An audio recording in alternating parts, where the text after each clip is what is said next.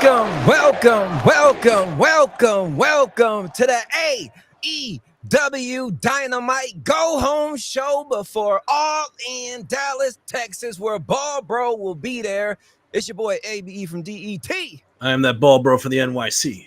And I said Bald Bro will be there. I might. There's still hope in the air. But man, did they get you ready, man? Are you ready to hop on that flight and head there, Bald Bro? Oh, man. Like a little less than 12 hours. I will be on that flight. I'll be on my way to Dallas tomorrow evening. Oh, bro, I can't fucking wait to be there. Incredible, man. Can you tell people how they can reach you when you're out there? How can they get a hold of Bald Bro? Any interviews, anything you want to link up with? Shout out your socials real quick because some people are asking about that in the chat. All right, so like I said, I'm arriving tomorrow evening. Should be in about downtown Dallas, about maybe 5:36 p.m. But if you want to follow me, go onto Instagram. Follow me, that Bald Bro of that, apostrophe underscore bro. You can follow me there. I'll post all the live pictures and videos there. Follow me on TikTok as well. That Bald Bro. I'll be uploading videos daily over there. I'll try to go live a few times there as well. Obviously, follow me on Twitter, on X, that Bald Bro as well. On many variation of any of the socials, you'll find me. I'll be going to live a few times. And if you are going to be at StarCast, I will be there Friday morning. Probably get there around 10 o'clock. Be there from maybe 10 to 2, 3 in the afternoon, maybe. And then, Saturday comes. We'll be there early for the kickoff show, probably around 10:30, I would say about so. Maybe walk around, go look at some merch or whatever. But yeah, man, all the socials, that Bald Bro, Instagram, TikTok, Twitter, follow me. I'll share live updates with you guys for my entire trip. And if I make it to Dallas, wherever Bald Bro is, you'll see me right next to him. Yes, so sir. Hit us up. We'll be there. But AEW Dynamite Go Home Show starts off with the Titans. Mercedes Moné, Timeless Tony Storm, both cutting a hell of a promo, laying it all on the line. And of course, we knew at the end, shenanigans, all hell breaking loose. Not really. They got control over the situation, but it is definitely tension in the air. Your thoughts on the start of Dynamite? They're treating this match like the biggest deal possible because you know what? I think regardless of promotion, you can make an argument. These are the two biggest stars in all of women's wrestling right now. I mean, character-wise, I think Tony is on top of her game. I think she's number one right now. But as far as in-ring prowess goes, just arguably the greatest women's wrestler of all time in the ring, between the ropes, bell to bell, Mercedes Moné definitely has an argument in that discussion. I mean, this match is big time. It's the biggest women's match possible. I think that AEW can produce with the current roster. And this is it. It's Toni Storm, Mercedes Moné, and gut feeling. You know what? If it were me, I would lead the show off with this match. What better way to start the match with these two titans right here in the industry? I mean, it's going to be one of the matches of the year. It's big time. It's going to be on the big stage in Big D, Mercedes Storm. It's going to be fireworks. And you know what? I love the promo back and forth. I can make an argument this is Mercedes' best promo since being in AEW. I think she was comfortable. She was in her element. I mean, she was talking that shit. She, what she could. When she talks, you may not like her, but guess what? She always walks that walk when the bell rings, man. And whether you like her or not 100% of the time so far in AEW, her hand has been raised at the end. But I don't know, the biggest stage, Toni Storm, she always rises to the occasion. I think Saturday, the fall of Moné will start. I think Toni Storm will come out on top and retain the women's world title. We shall see. But next up, we get Takeshita and Kyle Fletcher, a.k.a. Proto Sheeta, defeat Bandito and Brody King in a pinfall. This was a damn good match. And anytime from here on out, when I see Brody King on my television, I will be rooting for him, but they did not get the win. But at the same time, just being in this match with these two rising stars, Takeshita, Fletcher, it lets you know they think of Brody in that same exact light as well as Bandito. But your thoughts on this one? Amazing tag match to start the night. I mean, Brody and Bandito, even though they haven't been together that much, like they have great chemistry. Yeah. You would think they've been tagging together for years, but I mean, Proto Sheeta was just way too much. I mean, we've talked enough about Kyle Fletcher. I mean, 26 years old. This dude hasn't even probably touched his prime yet. Takeshita is just one of the best in the world. I mean, in a couple weeks, he will be in the G1 Climax tournament. I mean, I actually think he's going to win that tournament, but that block beat is murderer's row. So good luck with him. I think his first match in the tournament is actually going to be against Gabe Kidd. Like, Yeah, insane. He's gonna have to go through the gauntlet, but I think the Alpha has what it takes to win that tournament. But back to this match, I mean, great action back and forth. Bandito and Takeshita, they got great chemistry together. But I mean, Bandito hit one of the craziest reversal DDTs on Kyle Fletcher, spiked him into the ground, had him at a damn 90-degree angle for a second. But you know what? Just like I said, Proto Sheeta too much. And you know what? Takeshita building up momentum for for his clash with Bandito at Super Card of Honor for the Ring of Honor World Heavyweight Title. Bandito versus Takeshita. Ooh, that's gonna be a barn burner. That's gonna be a match of the year candidate. It's too close to call, man. But you know what? You know who wins in the end? The wrestling fans, the people. Whether you're live or watching on Honor Club or wherever you're gonna watch it, the fans win. What a match it's gonna be. Shout out Moon Coaster. What up, brother? Appreciate you tuning in with the post show. Next up, though, we get King Ricochet. Yes, I said King. Don't get it twisted. King Ricochet defeats Blake Christian, your boy, Vanilla Baby. Did I say his name right? Blake Christian? Yes, Blake Christian. I'm thinking of, why am I having Blake Monroe on my brain because of that name change? So many Blakes, so many Christians, man. I don't blame you, brother. But you know what? Listen, you know, we love Blake Christian, man. He is Vanilla Baby, but guess what, man? When you're in the ring, when you're on the opposite side of the ring from King Rico, you know what? That vanilla ice cream is just gonna melt under the pressure, man. You know what? Rico is on the role of a lifetime right now. And if you think he couldn't get any better, now you add the Gates of Agony watching his back. Like, the sky is the limit for King Rico. I mean, and you know what? Listen, we got King Ricochet, we got the Gates of Agony, we got, you know what, perfect name for them, the Rico Gates. There you go. The Rico Gates. Rico Gates, man. Nomination. I like it, man. And you know what? But don't sleep on Blake Christian, man. No, you know, don't sleep on him. But you know what? His time will come eventually. But guess what? The king, you know what? He's, like I said, he's on fire right now. He will be in that men's casino gauntlet match if the match is still going on by the time his number gets called. And if he gets into that match, man, he's gonna stir up. He's gonna put on the damn show for everyone in attendance in Globe Life Stadium. I mean, man, that match is going to be so much fun. But yeah, great showing from the Rico Gates, Ricochet, Gates of Agony. It's only just begun. Only the beginning. Mm-hmm. Next up, man, this was fun right here. MJF, Mark Briscoe in the ring, going bar for bar on the mic. And you think that MJF was going to take the low road. And even Mark thought, but he did not. He said, I'm not going to talk about your brother. That man is a legend. That man is an icon. That man should be a Hall of Famer for everything he did in the squared circle. But you, sir, are a piece of shit. And you should have been the one in the car who should have died just when you think MJF couldn't get any lower. This son of a bitch finds a new shovel that we didn't even know existed and finds a way to go there. Your thoughts on this one? All hell broke loose after everybody came out. Syndicate back up for Briscoe. Incredible segment. Bald Bro, your thoughts?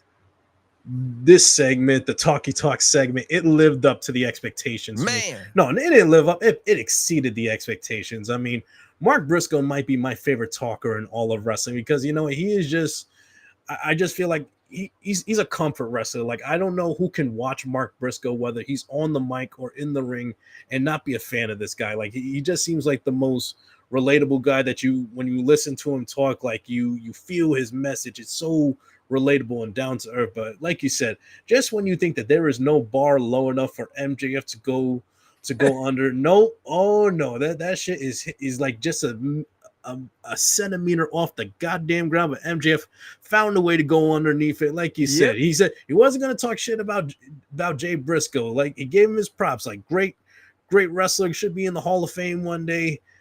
But damn, to say right in front of Mark's face that it should have been him in that Man, car accident. Like man, you could just see the blood man. boiling, the blood rising in Mark Briscoe's face. And of course, I mean, what man could just stand there as long as he did? He had enough. He was taking him out. But like you said, the Hurt Syndicate came out trying to take advantage. But here comes Jet Speed. They take him out.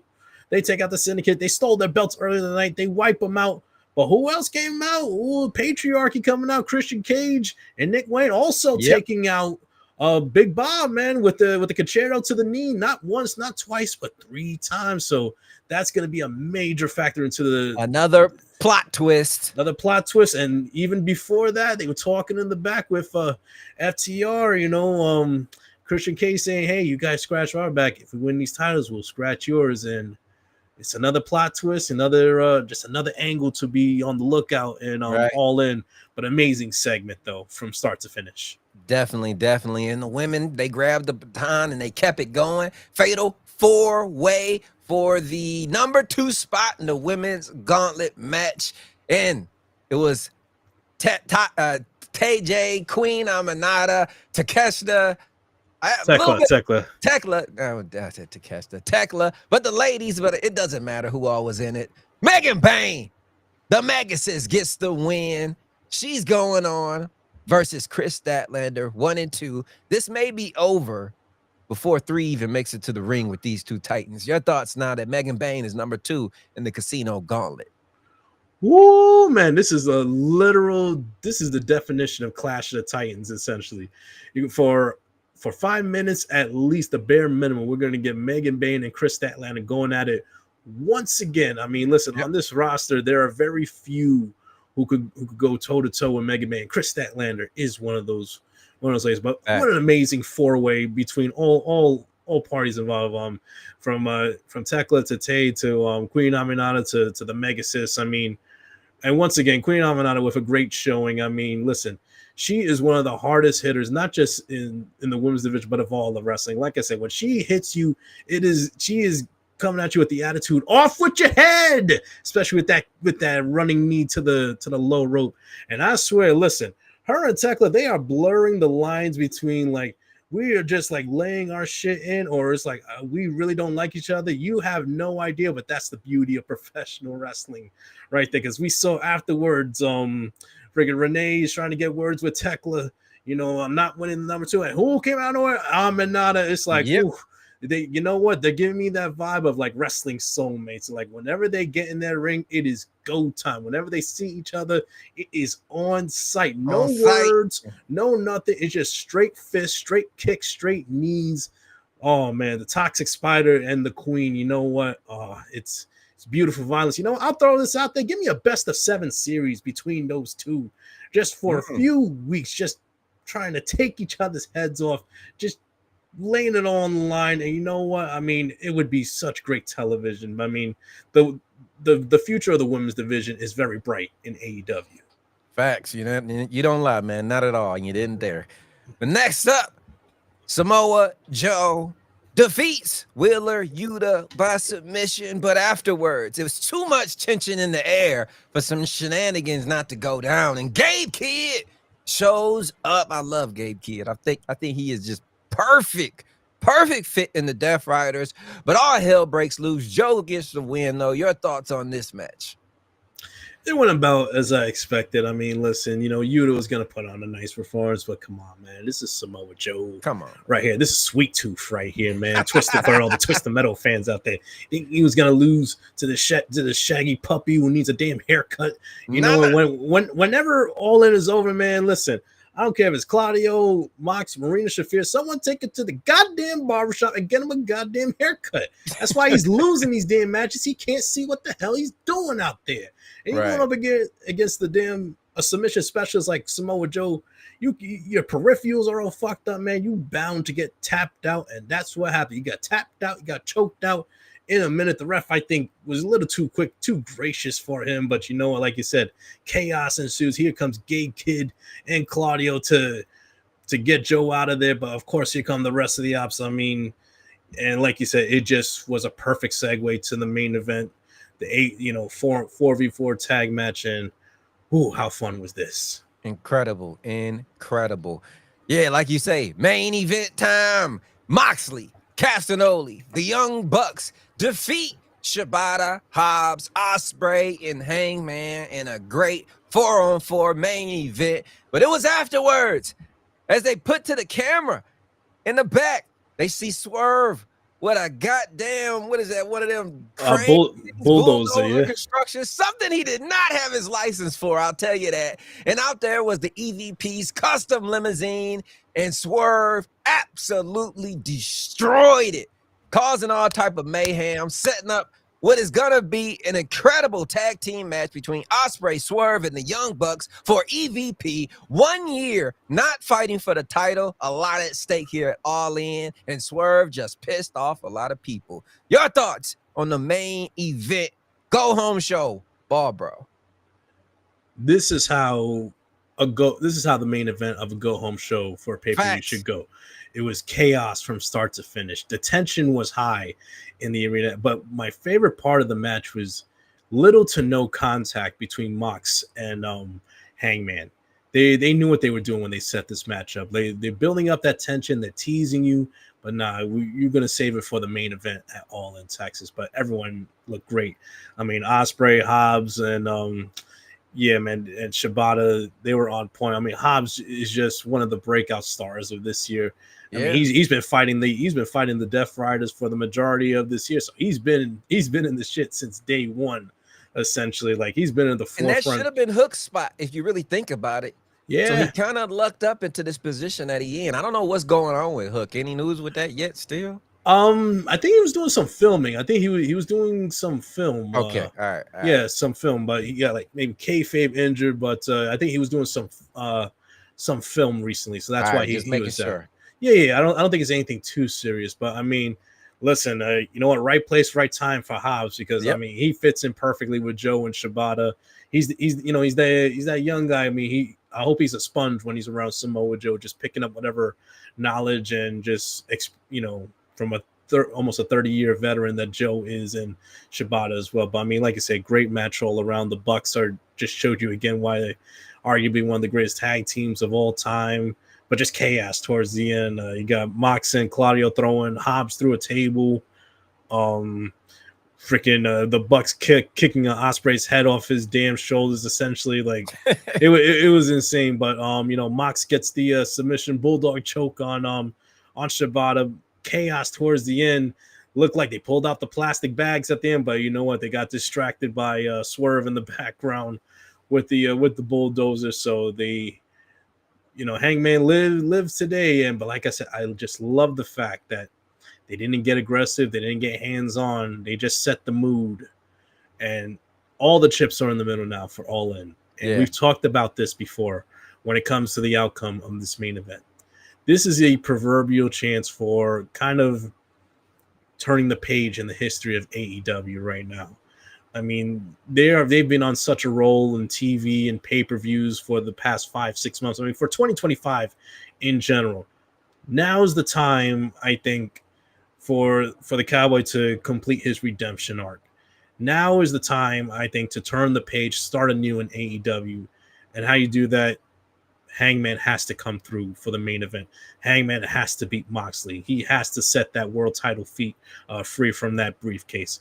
There's only one acceptable outcome, and that is Hangman becoming the 2-time AEW Men's World Heavyweight Champion. Damn. It's gonna be some broken hearts if you are wrong out there. You ain't wrong about that. But I mean, you are absolutely right.